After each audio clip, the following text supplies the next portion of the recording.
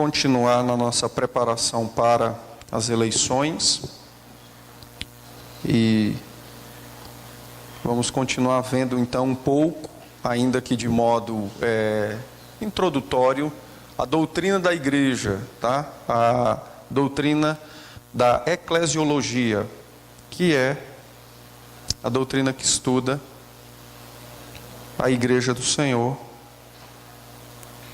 tanto no que diz respeito à parte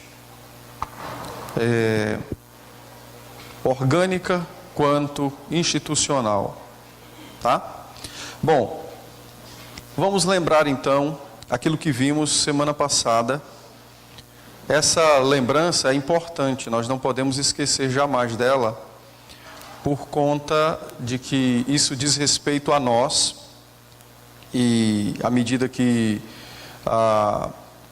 isso nos atinge como corpo de Cristo, então nós temos que ter isso bem fixo na nossa mente, no nosso coração, para podermos entender melhor a igreja e assim podermos atuar nela também, tá? Então, domingo passado, nós definimos o que é a igreja.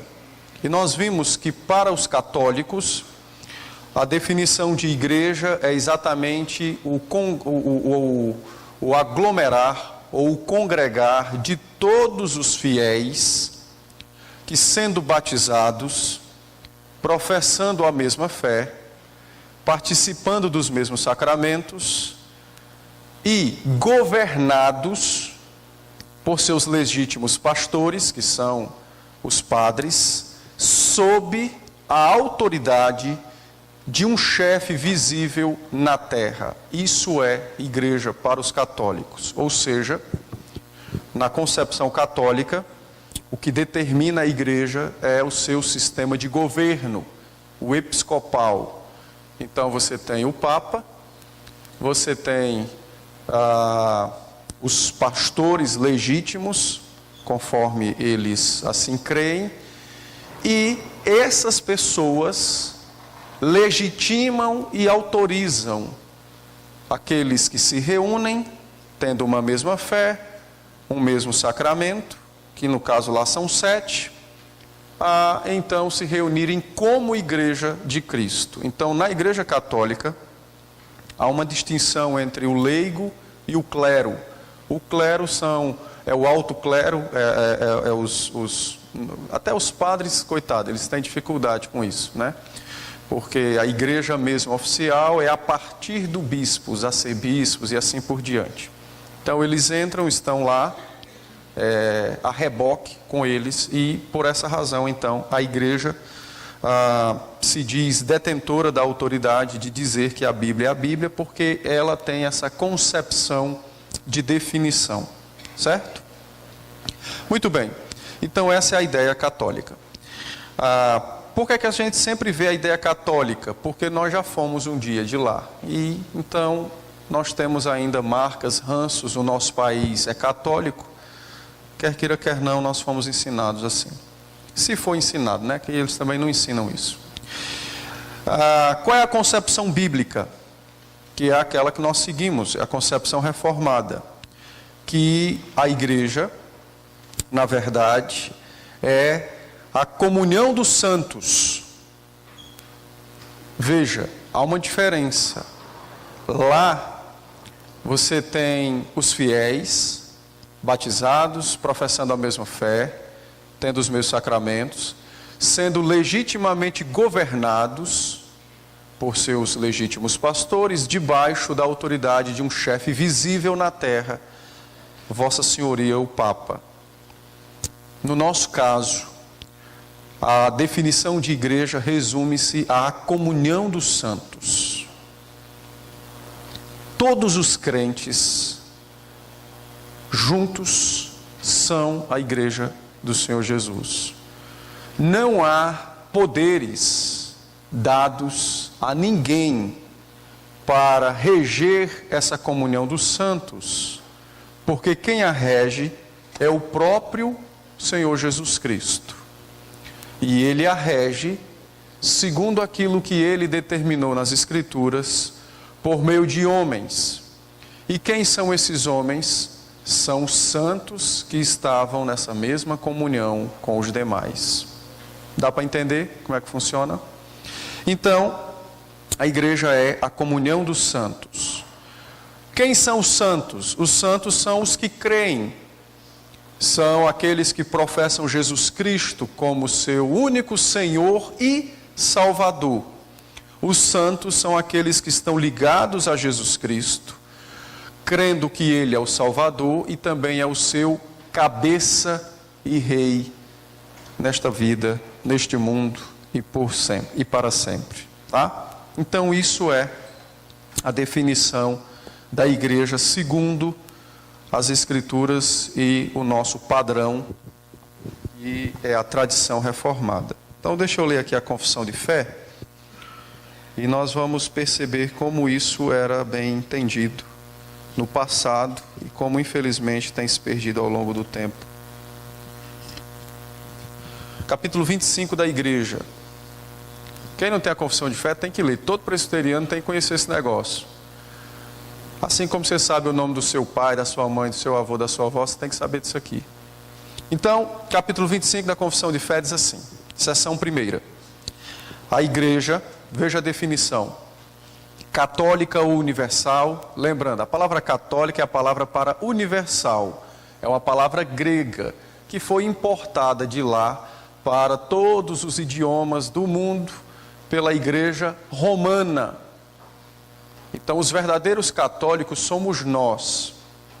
Eles são os verdadeiros romanos. Aí, beleza. Católicos, não.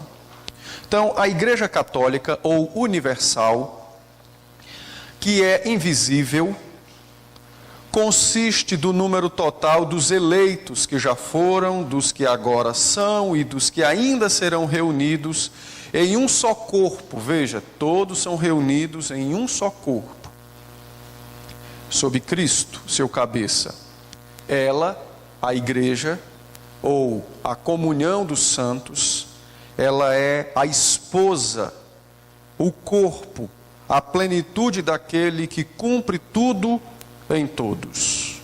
Então isso somos nós, tá? Isso é a igreja. Mas perceba um detalhe. A confissão de fé fala da igreja invisível.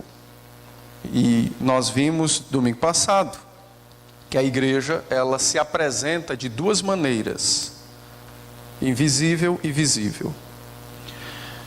Seção 6 diz assim: não há outro cabeça da igreja senão o Senhor Jesus Cristo. Em sentido algum pode ser o Papa de Roma o cabeça dela, mas ele é aquele anticristo, aquele homem do pecado e filho da perdição que se exalta na igreja contra Cristo e contra tudo que se chama Deus. Então, nesse caso, a confissão de fé trata sobre o surgimento de anticristos, de pessoas que querem se passar por Cristo, agora não na igreja invisível, mas na igreja, não na igreja invisível, isso, mas na igreja visível, nessa que reside nestes tempos, neste mundo, tá? Então, a confissão apresenta a igreja nessas duas, não modalidades, mas a igreja, ela se constitui dessa forma. Ela é invisível quando ela compõe-se de todos os eleitos. Ela é visível quando ela se compõe de todos os que creem e professam a fé cristã e estão debaixo da autoridade de Cristo como seu cabeça, e não há outro sobre ela a não ser o próprio Cristo. Por isso, a afirmação de que o Papa, ele é o anticristo, não a pessoa dele, mas o seu posto, o cargo e aquilo que é pleiteado, tá? Ok? Bom, no caso da igreja visível, a invisível, eu expliquei isso ontem, porque eu estou lembrando de um negócio. Eu expliquei domingo passado que a igreja invisível, ela constitui-se então de todos os eleitos, tanto do passado quanto do presente, todos reunidos, então é a igreja gloriosa, tá? Perfeita e gloriosa. No caso da igreja visível, que é a igreja desses dias, que é vista pelos homens, mas não somente é vista pelos homens, é porque a igreja visível, ela compõe-se de todos aqueles que professam Cristo como Senhor e Salvador. Mas isso não quer dizer que todos que professam creem nele como Cristo, Senhor e Salvador. Então você tem o joio dentro da igreja visível. E por esta razão, então, esta igreja, ela pode ser ora mais pura, ora menos pura, a depender da quantidade de joio dentro da igreja. Se tivermos mais joio, menos pura. Se tivermos mais trigo, mais pura. E isso vai determinar, tá bom? Então, na nossa confissão de fé, na seção 2 diz assim: a igreja visível, que também é católica universal, sob o Evangelho. Então, essa expressão sob o Evangelho é porque é isso que a constitui visível, tá? Haja vista que só terão ingressos nessa igreja aqueles que creem no Evangelho. Então, sob o Evangelho, não sendo restrita a uma nação como antes sob a lei, consta de todos aqueles que pelo mundo inteiro professam a verdadeira religião. Veja, eles não são os eleitos, mas os que professam a verdadeira religião, que é a religião cristã.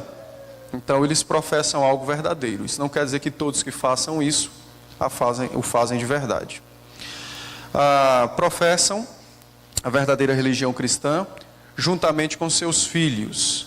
É o reino do Senhor Jesus, a casa e a família de Deus, fora da qual não há possibilidade ordinária de salvação. Então, a igreja visível, ela é o reino de Cristo na face da terra, compondo-se de todos os que professam Ele como Senhor e Salvador, tanto eles como seus filhos, e, bem verdade, muitos destes que o professam não o creem de modo verdadeiro. Então, são aqueles que não estão na igreja invisível, porque não foram eleitos e não possuem fé verdadeira. Ok? Bom, quando se trata de governo de igreja, se refere a qual... Só um detalhe, aqui não são duas igrejas, é a mesma igreja, porque ela se apresenta assim, tá? Quando nós tratamos de governo de igreja, nós estamos tratando sobre qual modalidade de igreja? A invisível ou a visível? A visível, porque é essa que os homens veem, é esta dos nossos dias, dos dias futuros, dos dias passados, é esta que se compõe de todos aqueles que professam a verdadeira religião. Ela não se compõe de todos os eleitos, mas dos que professam a verdadeira religião. É por esta razão que essa igreja,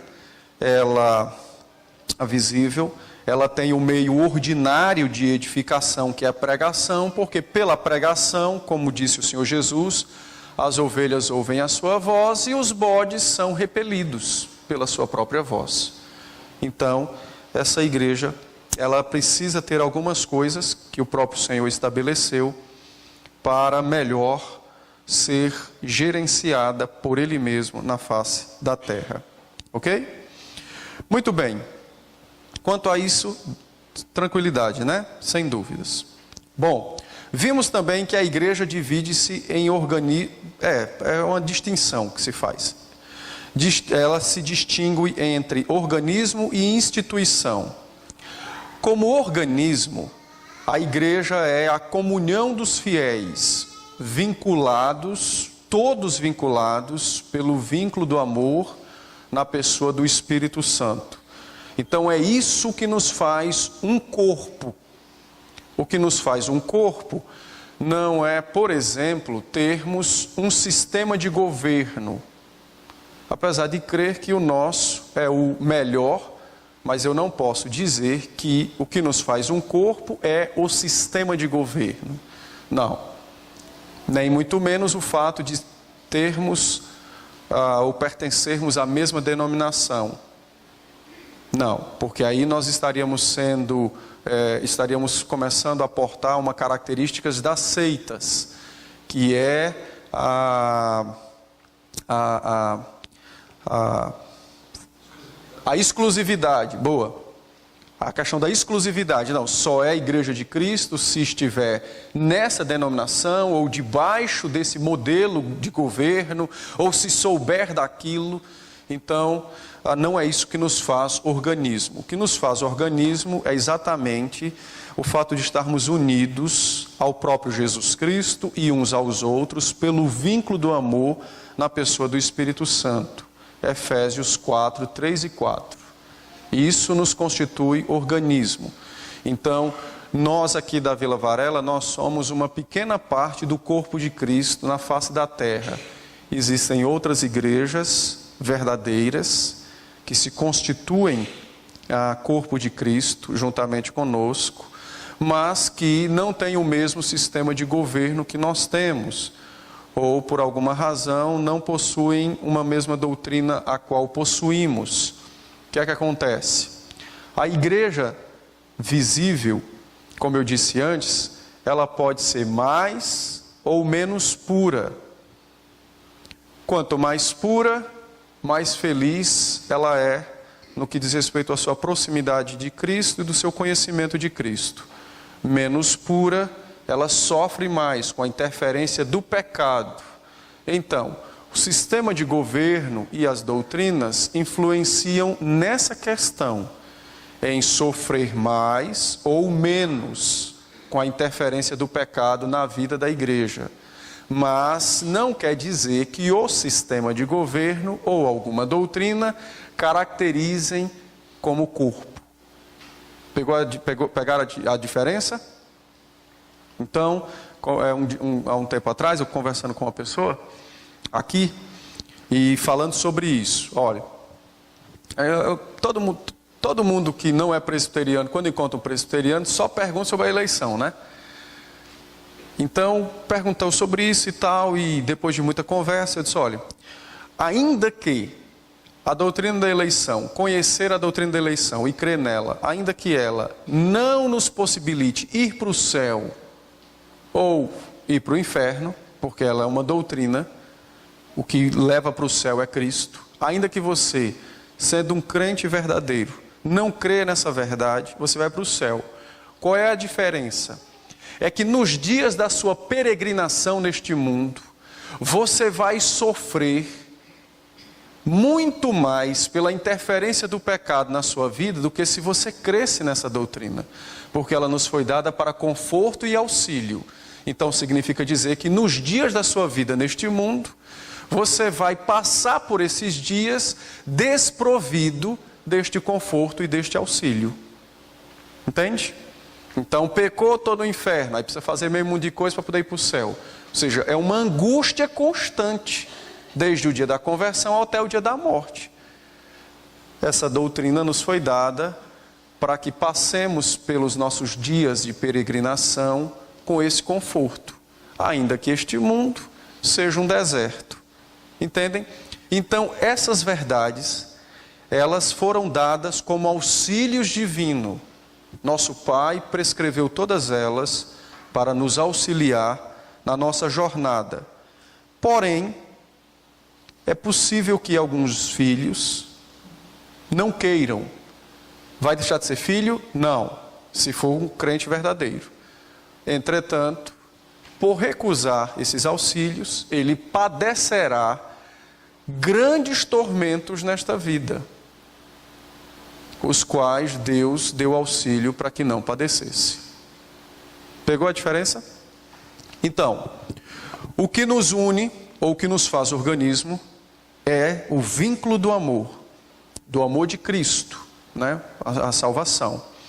Esse vínculo do amor, ou esse amor de Cristo, une cada um de nós ao próprio Senhor Jesus e uns aos outros. E isso na pessoa do Espírito, porque o Espírito é a pessoa responsável por aplicar a salvação ao coração dos homens. Ok? Bom, isso é organismo. como instituição, a igreja é a mãe dos fiéis, a Mater Fidelium. O que significa dizer que ela é a mãe dos fiéis? Significa dizer que por meio dela, o Senhor Jesus designou a proclamação do Evangelho por meio da igreja. Ele designou a proclamação do Evangelho. Por meio da igreja, o Senhor Jesus Cristo designou o aperfeiçoamento dos santos. E por meio dela, o Senhor Jesus Cristo designou que os pecadores que não se convertem, que são duros de coração, estes sejam advertidos de seu estado e conheçam as Escrituras, ainda que não creiam nela, tá?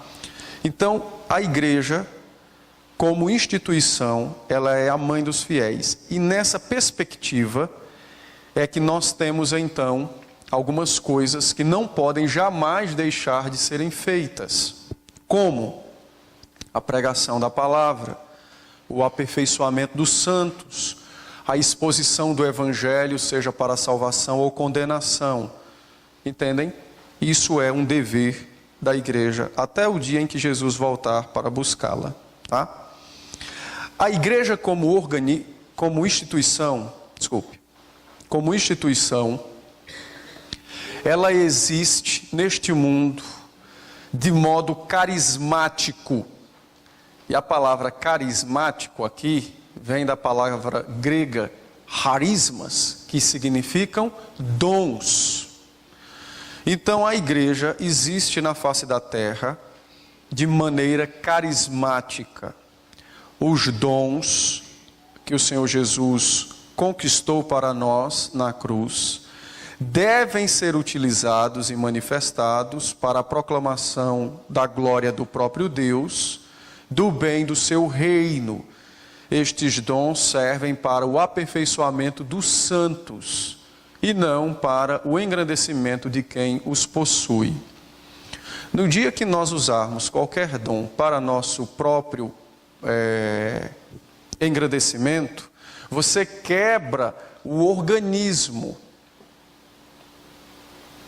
Apesar de não ser isso o que nos une, mas pelo fato de estarmos juntos, à medida que eu quero ser maior que alguém, ainda que utilizando de algo bom, como um dom, quebra no sentido de tentar, né? Quebra o organismo.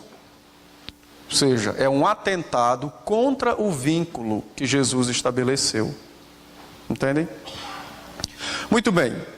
Então, dentro disso, todo mundo pegou a ideia, né? Compreenderam? Bom, nesse caso, então, igreja como organização, como instituição, visível e invisível, isso não pode ser separado. Isso não é separado. Não existe um momento em que agora só tem os eleitos, agora tem os eleitos e os não eleitos, agora está o organismo, agora está a instituição. Não existe essa separação.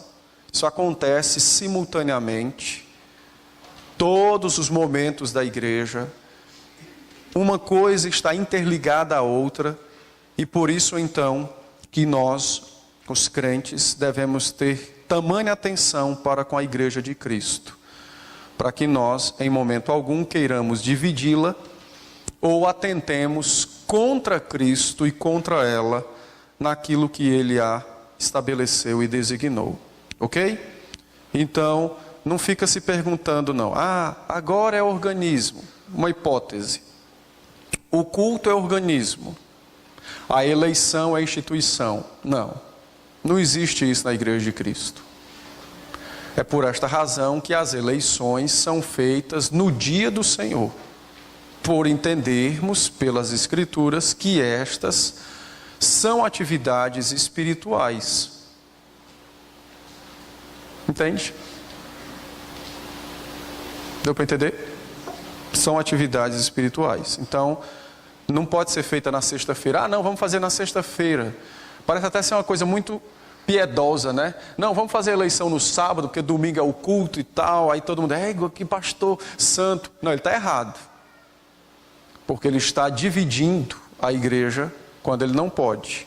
E ele está tomando uma atividade espiritual e santa, designada nas Escrituras, e a tratando como se fosse algo deste mundo e algo comum. Pegaram o fio da meada? Então, não pode fazer isso não. Ok? Dúvidas ou dívidas? Dúvida e dívida, porque tudo começa com D, né? Então, mas poderia ser dúvidas ou alegrias, entendeu? Dá no mesmo. Não tem. Diga, meu filho.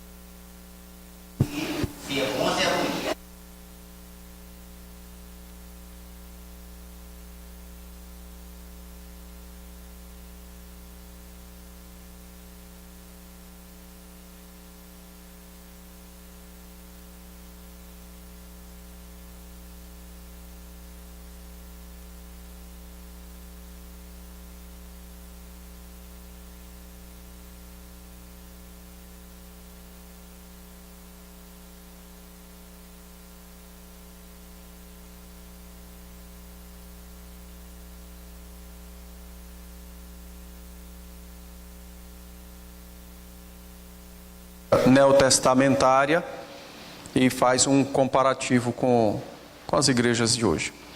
Então, os pentecostais, todo pentecostal, por natureza, ele é episcopal. A gente acha que eles são congregacionais. Não, eles não são congregacionais. Os batistas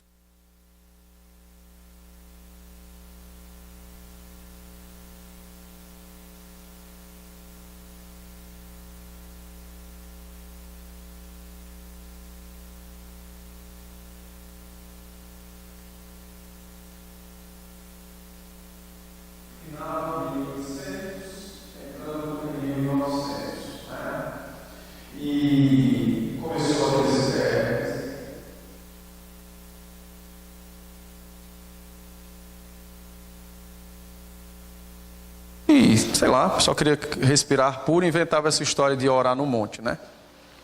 Mas o pessoal queria orar no monte, orar de madrugada, esse tipo de coisa. E então eles começaram a asseverar que Deus começou a dar revelações para eles. E aí o que acontece? Cada um que tinha sua revelação imbuiu-se de poder e começou então a propagar a ideia de que a igreja, como ela estava naqueles dias, ela estava errada, perdida, e que a única igreja verdadeira de Cristo na terra era essa, que começou a nascer agora, pelos dons do Espírito, revelação e línguas. Cura nem tanto, cura é mais novo, cura já é de 40, não, porque o pentecostalismo tem algumas ondas, como a gente caracteriza. Deve ser lá por volta de 50, que é quando vai nascer a quadrangular, esse negócio aí. É a partir de 55, que 60 que chega no Brasil. É eles que vão enfatizar o negócio das curas. E 70 em diante é que começa o dinheiro. Até então, não. Então, o cara chega e não, Deus me revelou que a única igreja de Cristo na terra é essa que eu vou começar, então automaticamente ele arroga para si uma postura episcopal de apóstolo. Foi assim que começou a Assembleia de Deus, foi assim que começou a igreja cristã do Brasil. A cristã do Brasil do mesmo jeitinho, o cara chegou aqui em 1909, Francisco não sei das quantas, ele era italiano, mandou-se para o Paraná. E chegou lá, arrochou o nó, dizendo que Deus tinha revelado e tal, e aí pegou fogo. A Assembleia de Deus, do mesmo jeito. Chegou 2 missionários no Brasil em 1910.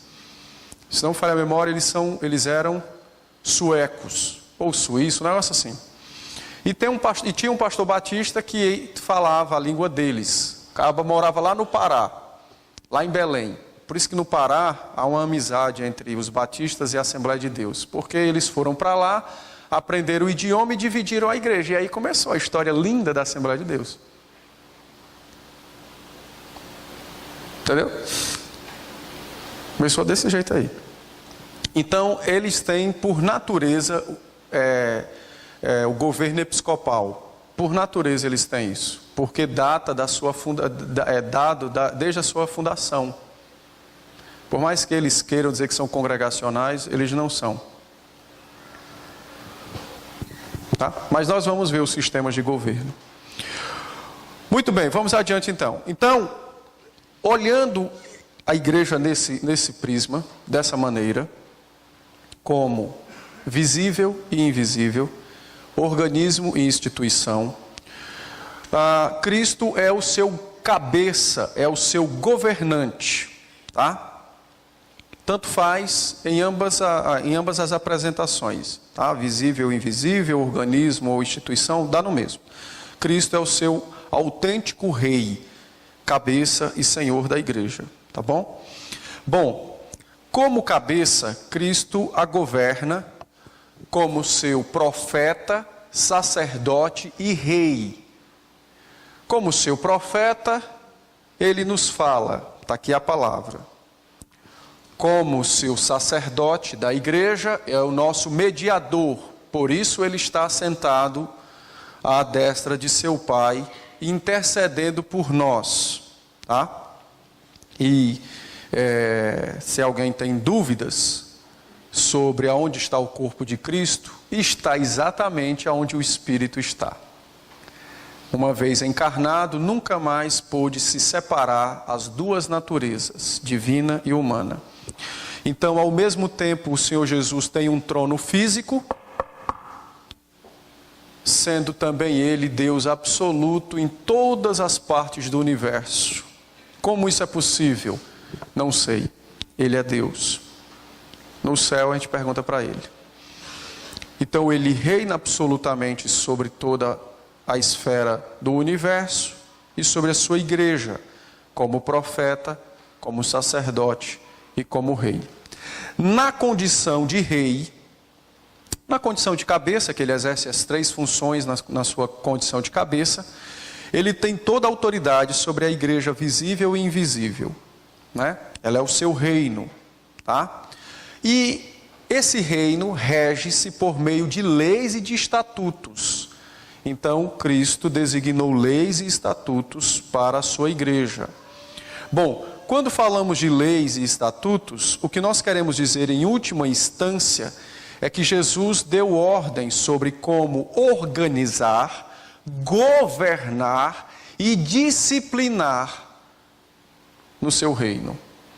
A disciplina não pode ser feita conforme queremos ou achamos, o governo não pode ser feito como entendemos ser o melhor, e a organização dela também não pode ser segundo o bel prazer dos homens, tá?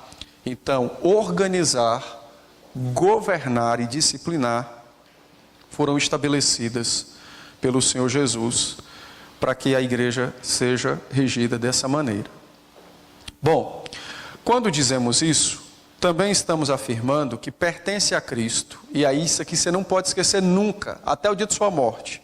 De tudo que eu disse, nada você pode esquecer, isso, inclusive isso aqui. Pertence a Cristo o direito de legislar sobre a igreja. Somente Ele tem o poder de legislar na igreja. O que significa a legislação de Cristo na igreja? Significa o ensinar, o julgar e o disciplinar o seu povo. Então eu vou dar um exemplo. Algum irmão adulterou, ou roubou, cometeu qualquer pecado, o conselho se reúne e vai disciplinar esse irmão.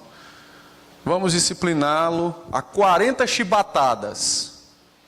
E se um dia chegar a isso, eu vou trazer do Nordeste um negocinho que a gente usa lá, que cumpriria muito bem essa função. Ele é uma tira de couro de boi, bem feita. Seu João sabe do que eu estou dizendo, não é não, João? Está balançando a cabeça e tal. Bonitinho ele, rapaz. Geralmente ele é marronzinho, né? Porque também vai adquirindo a pele daqueles que ele encontra ao longo do caminho. Então, bichinho grande, na ponta ele tem um pedacinho de madeira assim, que você segura, né? Uma madeira forte e tal. Deixa o cabo a umas 1,5 metro mais ou menos de distância, que é para você pegar o jeito. E aí, meu amigo, é só arrochar o nó. Você dá um assim, só a ponta pega, é show de bola. Então, digamos que o conselho decida isso, 40 chibatadas. Isso não pode acontecer. Não é porque é crime, não é porque é contra as leis brasileiras, não é porque é nada disso não. É porque não existe essa permissão nas Escrituras para se aplicar esta pena. Fazer isso significa o quê? Legislar. Nós não podemos fazer isso. Entendeu? Não podemos, por exemplo, nem o conselho, nem ninguém na igreja, tanto nossa quanto... Não podemos, por exemplo, criar um ensino. A igreja tem o dever de ensinar, não criar o ensino. Então, por exemplo, sei lá, imagina o que você quiser aí, mas eu vou dar o exemplo que todo mundo conhece, a doutrina do purgatório. Ela foi criada, porque ela não está nas Escrituras.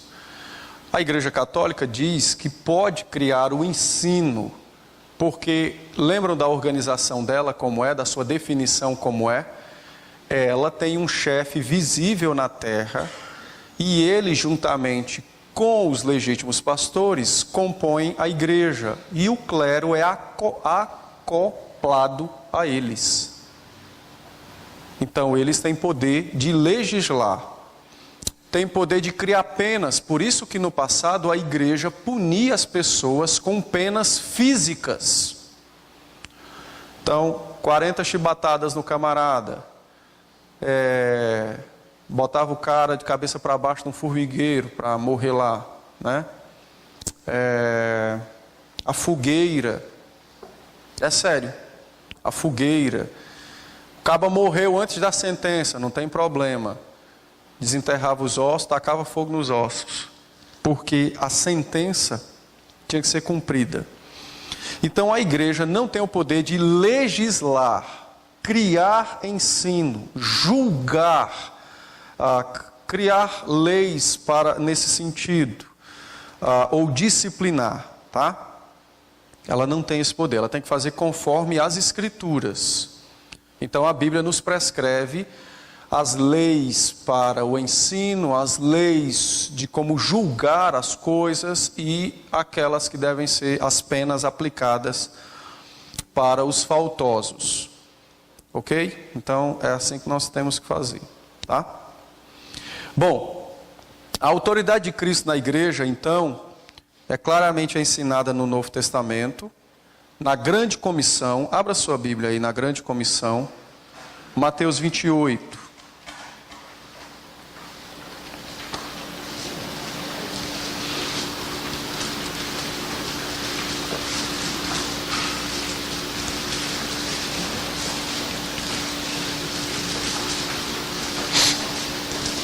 Mateus 28,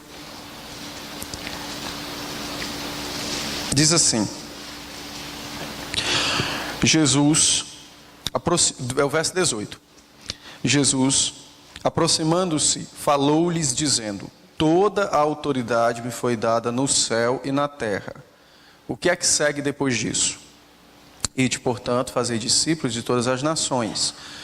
Então aqui é a tarefa primordial da igreja, a evangelização, a pregação da palavra, né? Então, é a mãe dos fiéis. Como vai fazer isso, Senhor Jesus? Então ele disse: batizando-os em nome do Pai, portanto, ide fazer discípulos de todas as nações, batizando-os em nome do Pai, do Filho e do Espírito Santo, o sacramento, ensinando-os a guardar todas as coisas, o ensino. Nós vamos ensinar o quê? Aquilo que eu vos tenho ordenado. É o que ele diz? Todas as coisas que vos tenho ordenado. Vocês vão estar só? Não. E eis que estarei convosco todos os dias até a consumação dos séculos. Então esse texto resume bem essa questão da igreja, tá? Agora, olha um detalhe interessante que o Senhor Jesus falou, ainda em Mateus capítulo 23, dentro dessa questão da autoridade. Depois nós vamos tratar de questões circunstanciais, que são, o nome é leis a qual nós damos, mas tem uma abrangência diferente, uma aplicação diferente. Então, Mateus 23, de 8 a 10 diz assim: vós, porém, não sereis chamados mestres, porque um só é vosso mestre, e vós todos sois quem? Então, quando ele disse vós sois irmãos, ele está se referindo ao organismo, não está dividindo, ele está mostrando que os crentes são irmãos, estão vinculados uns aos outros pela salvação e pela pessoa do Espírito. A ideia de ser mestre sobre os outros é a ideia de ter autoridade. Por isso ele disse, na igreja você não vai ter um mestre. Vocês são todos irmãos, porque um só é vosso mestre. Agora vamos lá. A ninguém sobre a terra chamais vosso Pai, porque um só é vosso Pai, aquele que está nos céus. Nem sereis chamados guias, porque um só é vosso guia, o Cristo. Então não posso mais chamar o meu pai de pai? Não é isso que ele está tratando. Ele está tratando de uma matéria que diz respeito à essência da igreja. Ele está tratando da igreja, dos crentes, do seu corpo, de ao longo da história, alguns quererem sobressair-se sobre os demais, terem a autoridade de mestre, de ensinar. Quando eu digo ensinar, não é ensinar a Bíblia não, tá? É criar ensino, criar verdades, criar doutrinas. Então, ele disse, não façam isso. Só há um mestre na igreja, eu. Foi o que ele disse. Como também só há um pai na igreja, o meu pai que é vosso pai. Ou seja, a ideia de pai é a ideia de alguém com autoridade absoluta. Todos são seus filhos, estão debaixo de sua autoridade, de sua provisão, de seus cuidados. Por isso que a nossa confissão assevera que o Papa o papado é um tipo do anticristo, porque ele arroga para si a função paterna dentro da igreja, tá? E é por isso que Sua Excelência o Papa é chamado de vigário, que é a palavra para substituto. Então ele é o vigário de Cristo, substituto de Cristo. Então, ele arroga para si o título de pai. Papa é uma palavra latina para pai. Padre é pai. Então, há essa arrogância nesse posto, tá? De querer ser o pai dos fiéis, tá bom? Ainda que o Francisco pareça ser uma pessoa tão gentil, né? Já percebeu que o pessoal que quer aparentar a santidade, ele começa a ser curvado, né? Cocunda e tal. Coitadinho, não vá nessa não, meu irmão. Não caia nessa não. O bem dos pobres, pode dar ouro para os pobres. Não dê o evangelho, vão tudo para o inferno com o ouro deles. Então, nós não podemos olhar não se contente pela aparência. Cave mais fundo. Vá no âmago do negócio. Tá? Então, Cristo adverte na igreja sobre esse perigo que poderia existir, que existe de alguém querer ser Senhor. Vamos lá então, verso 11 de Mateus 23, Jesus diz: mas o maior dentre vós será o servo. Então ele nos deu a interpretação do texto. Ele está tratando sobre o risco que a igreja corre ao longo da sua trajetória na terra, de pessoas quererem se tornar o maior, o principal no meio dos irmãos. Então ele diz: você quer ser o maior na terra? Ah, eu quero, eu acho tão legal. Pois começa a servir. Entende? E tal. A razão de tudo isso, verso 12, ele disse: quem a si mesmo se exalta será humilhado, e quem a si mesmo se humilha será exaltado. Então os irmãos precisam observar que são irmãos porque querem? Não. Porque podem? Não. Mas porque Ele, Cristo, os constituiu em irmãos, em corpo, em noiva. Ele, Cristo. Então não há razão para a exaltação, a soberba ou o sobressair-se dentro da igreja do Senhor. Porque a fé que temos, Ele nos deu. A salvação que possuímos, Ele nos deu. Algum dom que possuímos, também Ele nos deu. Então não há ocasião oportuna para a soberba. Ok? Bom, para a gente terminar então, por hoje, Efésios 3:5. Lembrando aos irmãos que nós estamos nos preparando para as eleições. Então, ainda que Deus tenha dado o dom do presbiterato a um irmão, do diaconato a outro, apesar de serem autoridades na igreja, não os constitui como maiores do que os demais. Não confunda a autoridade que recebem de Cristo com algum tipo de posição de cabeça, de maioral, de senhor sobre os demais, naquele quesito de criar ensinos, de criar leis, de criar maneiras apenas para disciplinar. Ok? Efésios 3:5, o apóstolo Paulo nos ensina dizendo o seguinte: o qual em outras gerações não foi dado a conhecer aos filhos dos homens, como agora foi revelado aos seus santos apóstolos e profetas no Espírito. Então Paulo afirma que o Senhor Jesus não foi dado a conhecer anteriormente aos homens, mas agora ele foi dado a conhecer aos apóstolos. Não é isso que ele diz, não. Ele foi dado a conhecer aos seus santos, por meio dos apóstolos e dos profetas, no poder do Espírito.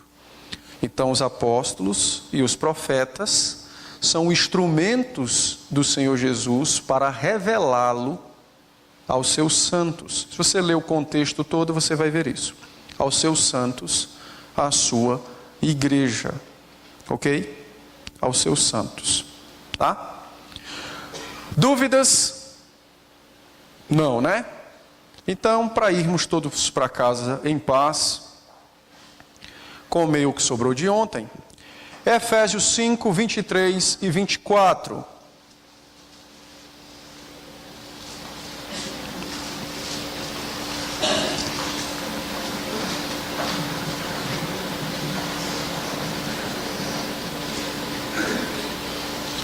Efésios 5, 23 e 24 diz assim: porque o marido é o cabeça da mulher, como também Cristo é o cabeça da igreja, sendo ele mesmo o salvador do corpo. Como, porém, a igreja está sujeita a Cristo, assim também as mulheres sejam em tudo submissas ao seu marido. Então o apóstolo Paulo descreve a relação de Cristo com a igreja e diz que ele é o cabeça da igreja, é o Senhor da igreja, tem autoridade sobre ela. Tá? E ele exerce a sua autoridade por meio dos governantes e por meio da forma de governo que ele estabeleceu, que nós veremos domingo que vem.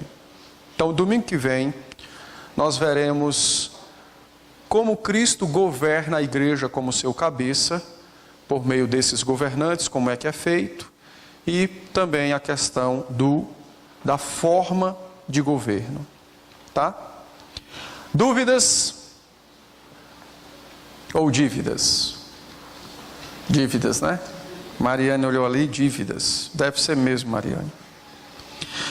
Vamos orar então para nos despedirmos? Pedirmos ao Senhor que nos dê graça. Vamos orar então, Mauro, ora para nós, por favor.